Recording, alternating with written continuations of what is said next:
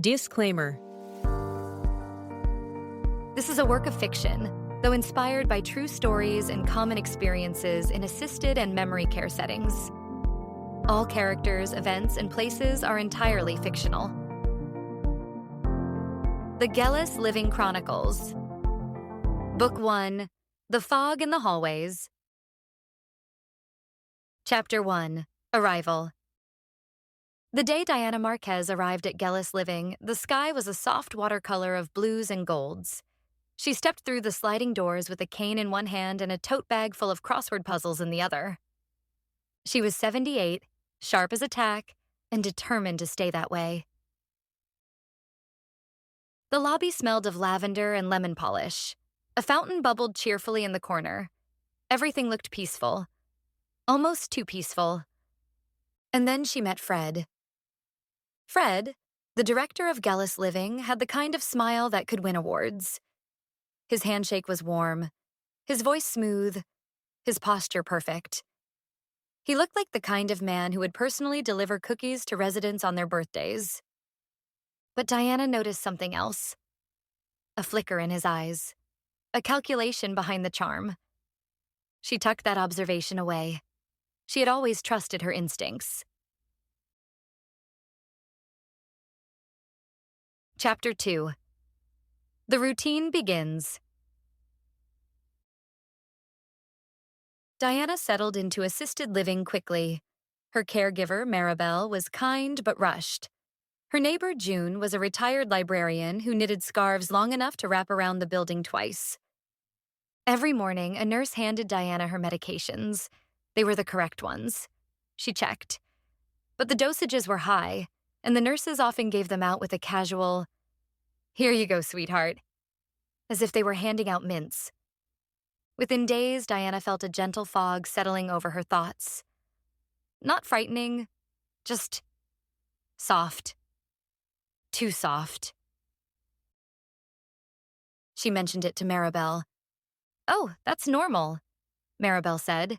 "The doctor approved everything. Some residents just take a little time to adjust." But Diana knew her own mind, and she knew when something wasn't right. Chapter 3, The Extravagant Care. Meals at Gellis Living were extravagant.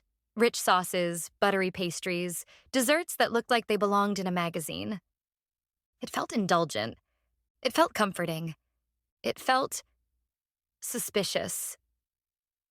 June whispered one afternoon, "They feed us like royalty so we don't notice the other things." "What other things?" Diana asked. June shrugged. "The fog. The forgetfulness. The way people get moved around." Moved around. That phrase stuck with Diana. Chapter 4, The First Slip. One morning, Diana woke up and couldn't remember where she had placed her reading glasses. Then she forgot the name of a staff member she'd met the day before. Then she forgot what day it was. She sat on the edge of her bed, breathing slowly, trying to gather her thoughts. This wasn't her. This wasn't normal. Later that day, she overheard two nurses whispering in the hallway. "She's still too sharp," one said.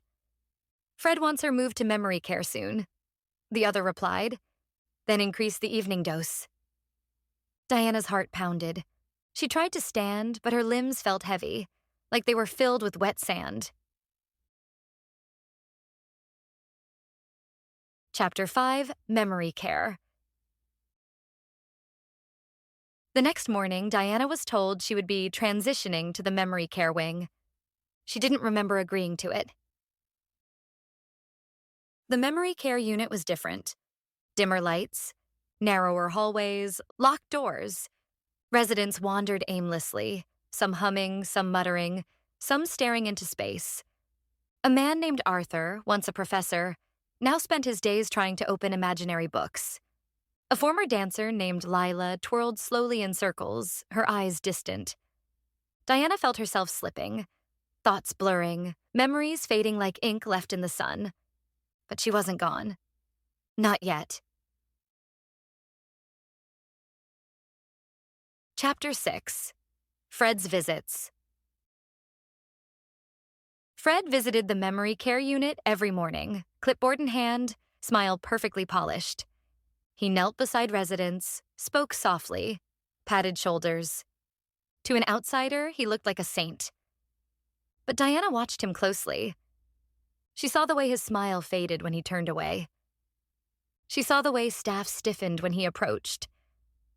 She saw the way he spoke about residents as if they were inventory.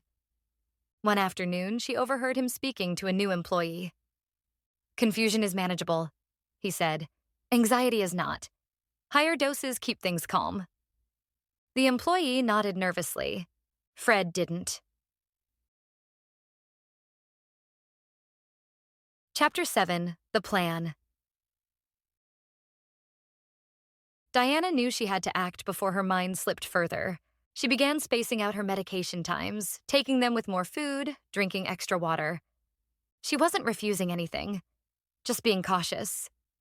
Slowly, her mind sharpened again. She confided in June, who had been moved to memory care a week earlier. "They're not hurting us," June whispered.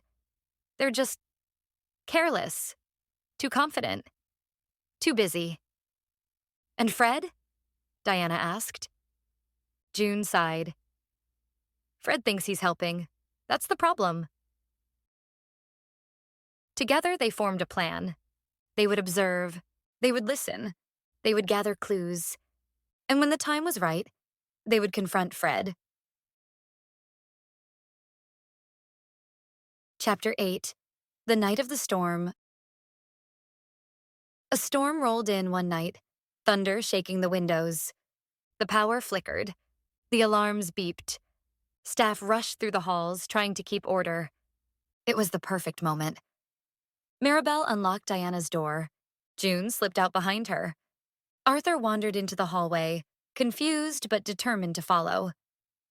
They moved quietly toward the emergency exit.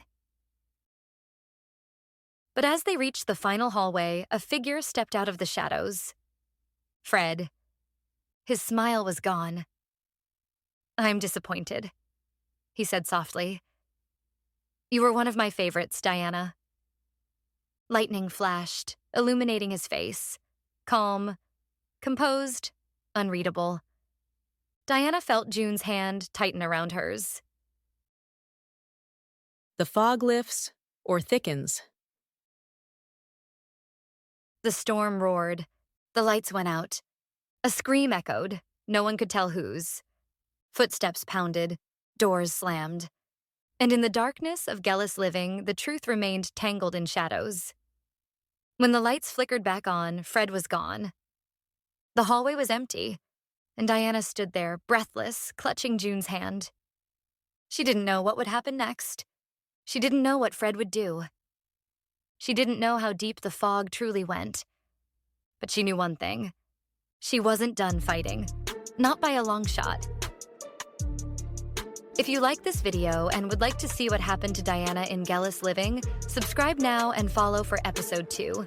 See you in the next video.